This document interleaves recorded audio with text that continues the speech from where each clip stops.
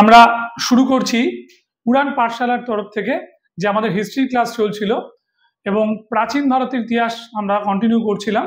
সেখানে আজকের পর্ব বাংলার ইতিহাস। বাংলার ইতিহাসের একটা পর্ব আমরা করে ফেলেছিলাম অলরেডি, সেটা হচ্ছে শশাঙ্ক এবং পাল বংশের ইতিহাস। তারপরে আমাদের পরবর্তী পর্যায়ে সেন বংশের ইতিহাস শুরু হচ্ছে। এবার এই সেন বংশের ইতিহাস শুনতে গেলে আমাদের একটু ভালো করে জানার দরকার যে কিভাবে এই সেনেরা ভারতে মানে বাংলায় ঢুকেছিল, তাই তো? তাহলে আমরা একটু নেক্সট পেজটাকে ফলো করার চেষ্টা করি।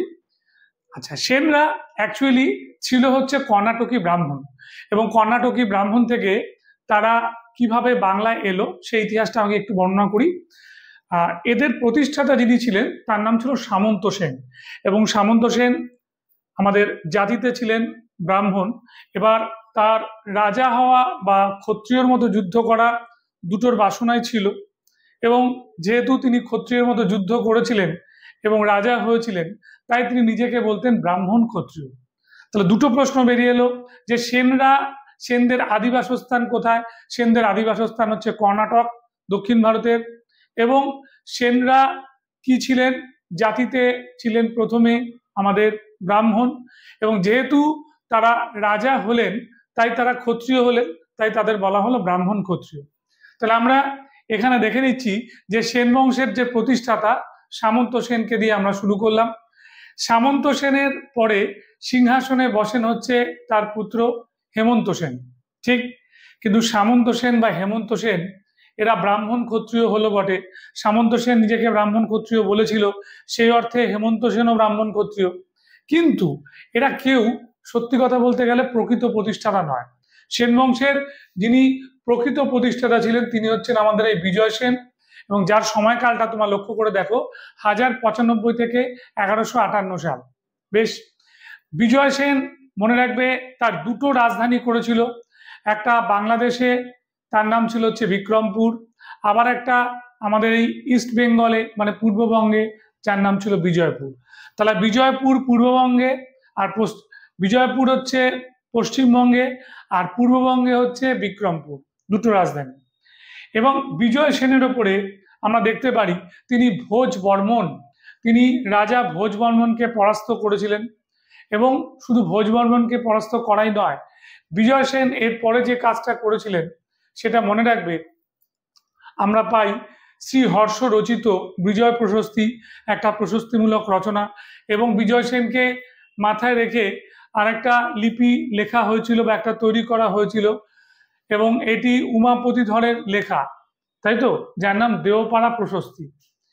এবার এই বিজয় সেন তার সাম্রাজ্য সীমা যখন বৃদ্ধি করলেন এবং তিনি যখন একটা শক্তিশালী সাম্রাজ্য বৃদ্ধির সঙ্গে সঙ্গে আমাদের ফিরিয়ে আনলেন, আগে পালেদের যুগে ছিল কি বৌদ্ধ ধর্ম, এবার উনি ব্রাহ্মণ মানে ব্রাহ্ম ধর্ম, বা বলতে পারি অ্যাকচুয়ালি ব্রাহ্ম ধর্ম না বলে বৈষ্ণব ধর্মের কিন্তু উনি পৃষ্ঠপোষকতা করেছিলেন, ঠিক। তাহলে এবার আমরা দেখে নিলাম এই যে বিজয়পুর এবং বিক্রমপুর, শ্রীহর্ষের কথা বললাম, এবং তার উপর আরেকটা লিপি আমাদের জানতে সাহায্য করে, তার নাম ব্যারাকপুর তাম্রলিপি, ঠিক আছে, যেখানে তাকে মহারাজা, রাজা ধীরাজ এই উপাধিগুলো যে নিয়েছিল তার কথা আমরা জানতে পারি এই ব্যারাকপুর তাম্রলিপি থেকে, ঠিক আছে। আর দেওপাড়া থেকে তার রাজ্য বিজয় সম্পর্কে জানতে পারি। নেক্সট পেজ আমরা চলে যাচ্ছি, তোমরা একটু দেখো বিজয় সেনের ওপরে নেক্সট পেজে এখানটা দেখো দেওপাড়া প্রশস্তি যেটা উমাপতি ধর লিখেছিল আমি বলেছিলাম, এবং তিনি কামরূপ এবং নেপাল জয় করেছিল, এবং তার সঙ্গে সঙ্গে তাকে চোরগঙ্গ শক বলা হয়েছিল। কিন্তু এবার বলতে হবে যে বিজয় সেন শিল্প সাহিত্য সংস্কৃতির লোক ছিলেন, তার কোর্টে এক বিখ্যাত চিত্রকর বা চিত্রশিল্পী উপস্থিত ছিলেন, যার নাম ছিল হচ্ছে আমাদের এই ভদ্রলোক শুলপানি, নামটা হবে শুলপানি, বিখ্যাত চিত্রকর ছিলেন শুলপানি, এবং এই শুলপানি ওনার কোর্টে ছিলেন। এবার দেখো আমরা বিজয় সেনের পর যাকে পাবো তিনি হচ্ছেন বল্লাল সেন। আমরা পরবর্তী পেজে যাচ্ছি, দেখো বল্লাল সেন, 1158 থেকে 1179, যাকে সেন বংশের শ্রেষ্ঠ রাজা আমরা বলছি। বল্লাল সেনকে একটা উপাধি দেওয়া হয়েছিল, কি দেওয়া হয়েছিল? নিঃশঙ্ক শঙ্কর গৌড়েশ্বর। ঠিক আছে, নিঃশঙ্ক শঙ্কর গৌড়েশ্বর বলা হয়েছিল আমাদের এই বল্লাল সেনকে। বল্লাল সেনের সময় মনে রাখবে তার বল্লাল দিঘি আর বল্লাল বাড়ি নির্মাণ করেছিলেন, এবং বল্লাল সেনকে জানতে গেলে একটা লিপি আমাদের বিশেষ সাহায্য করে। ঠিক আছে, এবং এই লিপি থেকেই তার রাজ্য বিজয়ের কথাও আমরা বেশ কিছুটা হলেও জানতে পারি। বল্লাল সেন একজন সুসাহিত্যিক ছিলেন। বল্লাল সেন নিজে লিখেছিলেন দান সাগর স্মৃতিশাস্ত্রমূলক, অদ্ভুত সাগর যার মধ্যে ছিল আমাদের কি বলবো অ্যাস্ট্রোনমি জ্যোতির্বিজ্ঞান নিয়ে ছিল। আবার এই দুটো বই ছাড়াও আমাদের আরও কি ছিল, আরও কিছু আমাদের বই উনি লিখেছিলেন, যেমন হচ্ছে ব্রত সাগর, আচার্য সাগর, প্রতিষ্ঠা সাগর, এগুলো ওনার লেখা বই। বেশ, এবার বল্লাল সেনের একটা মস্ত বড় কৃতিত্ব হচ্ছে, আমরা জানি যে নৈহাটি তাম্রলিপি বা নৈহাটি কপার প্লেটে তার বিজয় কাহিনী লেখা আছে। এই বল্লাল সেন আমরা জানবো যে তিনি কৌলিন্য প্রথা প্রবর্তন করেছিলেন। এটা পরীক্ষায় খুব দেয়। যদিও কৌলিন্য প্রথা প্রবর্তনের ব্যাপারে একটু কথা বলে দিই, বল্লাল সেনের যে দাদু মানে মায়ের যে বাবা আদিসুর নাকি প্রথম এই কৌলিন্য সিস্টেমটা নিয়ে এসেছিলেন। ঠিক আছে, তিনি আমাদের দক্ষিণ ভারত থেকে 5 জন ব্রাহ্মণকে দিয়ে পূজা অর্চা করিয়েছিলেন। তাদের প্রতি এতটাই খুশি হয়েছিলেন, ওই 5 ব্রাহ্মণকে 5টা গ্রাম দিয়েছিল।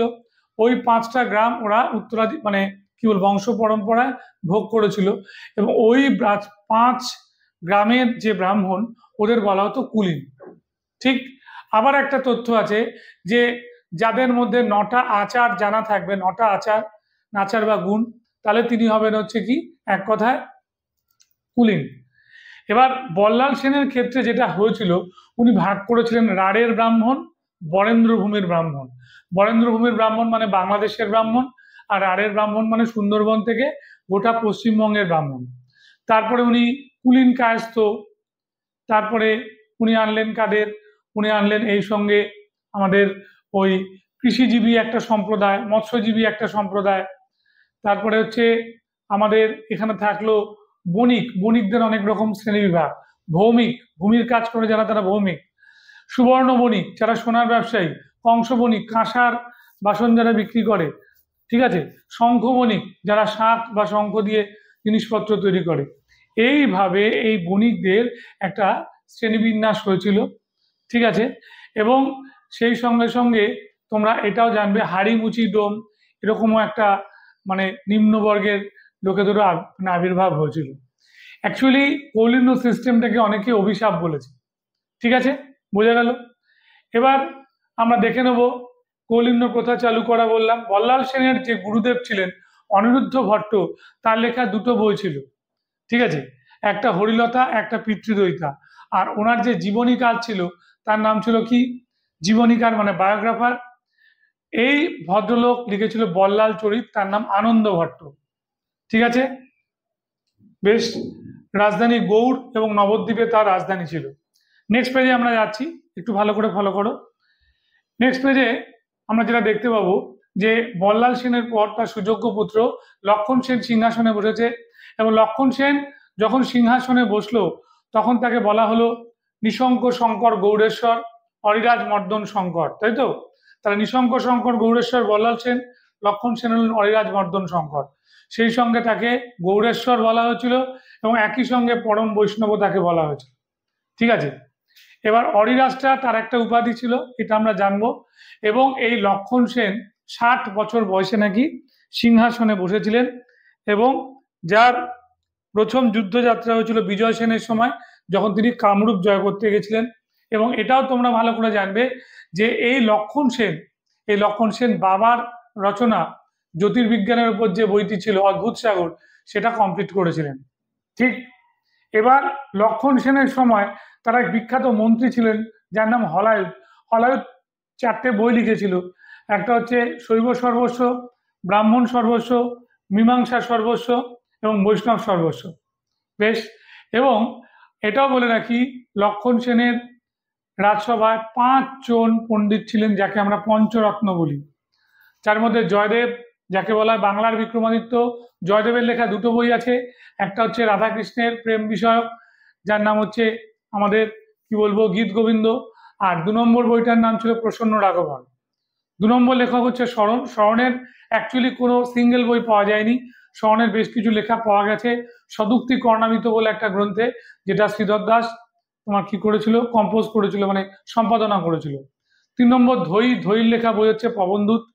তারপরে উমাপতি ধর, তার লেখা বইয়ের নাম চন্দ্রচূড় চরিত, ঠিক আছে। এবং আমরা এখানে তারপরে দেখবো গোবর্ধনের লেখা বইটার নাম আর্য সপ্তশতী। গাথা সপ্তশতীর আদলে লিখেছিল আর্য সপ্তশতী, সংস্কৃত ভাষায় রচনা। এবং আমরা জানবো যে লক্ষণ সেনের এই সময়টা হচ্ছে একবারে লাস্ট শক্তিশালী রাজা ছিল। এবং এখানে এটাও মনে রাখবে যে উনি বৈষ্ণব ধর্মের একটা বড় রকমের কি করেছিলেন, পরিমণ্ডল তৈরি করেছিলেন, বৈষ্ণব ধর্মটাকে স্প্রেড করেছিলেন। তার সময় আমাদের বখতিয়ার খলজি 1201 থেকে 1202 সালে 18 জন অশ্বারোহী নিয়ে এসে অশ্ব বিক্রেতার ছদ্মবেশে তার রাজসভায় ঢুকে যায়, মানে তার কি বলবো প্রাসাদ ঢুকে যায়, এবং সেখান থেকে আক্রমণ করে। সে প্রতিরোধ গড়ে তুলতে পারে না লক্ষণ সেন, এবং হেরে যায়। লক্ষণ সেন তখন এখান থেকে নৌকা যোগে সপরিবারে পলায়ন করে। কিন্তু এগুলো একটা জাস্ট কি বলবো, এগুলো একটা ধারণার কথা, এগুলো সত্যি কথা নয়। অ্যাকচুয়ালি মূল সৈন্যটা মোটামুটি 400 মিটার দূরে ছিল, ঠিক আছে। এবং এমনি যে আর্মিটা ঢুকে গেছিল আগে, তারপরে ওদেরকে একটা বাঁশি বাজানো হলে পুরো আর্মিটা ঢুকে যায়, তখন ওরাই ছত্রভঙ্গ করে দেয়, ঠিক মনে থাকবে এটা। এবং একটা কথা বলে দিই, লক্ষণ সেনের পরেও কিন্তু সেনেরা তোমার রাজত্ব করেছিল। মিনাজউদ্দিন সিরাজের লেখা তাবাকাতি নাসিরি গ্রন্থ থেকে বখতিয়ার খলজির বাংলা আক্রমণের বিষয় জানা যায়, এবং সেটা অনেকটাই সত্য না, একটা জাস্ট ধারণা উনি দিয়েছিলেন, অতিশয়োক্তি আছে এখানে। এবং শেষ যে রাজা ছিলেন সেন বংশের, তার নাম হচ্ছে পুরুষোত্তম সেন। পুরুষোত্তম সেনে গিয়ে আমরা দেখতে পাই যে সেন বংশ শেষ হয়ে যায়। লক্ষণ সেন ছিলেন বাংলার প্রথম শাসক, যিনি তার সীমানাটা বেনারস পর্যন্ত স্থাপন করেছিলেন। স্থাপত্য হয়ে গেছে এখানে। বাংলা বিক্রমাদিত্য জয়দেব বলে দিয়েছি, পুরুষোত্তম সেন হচ্ছে শেষ সেন রাজা। তাহলে আমরা এখানে সেন বংশটা পুরোপুরি শেষ করলাম। উড়ান পাঠশালার পক্ষ থেকে আমাদের বাংলার ইতিহাসটা শেষ হচ্ছে। এরপর নেক্সট ক্লাসে আমরা ঢুকে যাব বুদ্ধ এবং জৈন ধর্ম।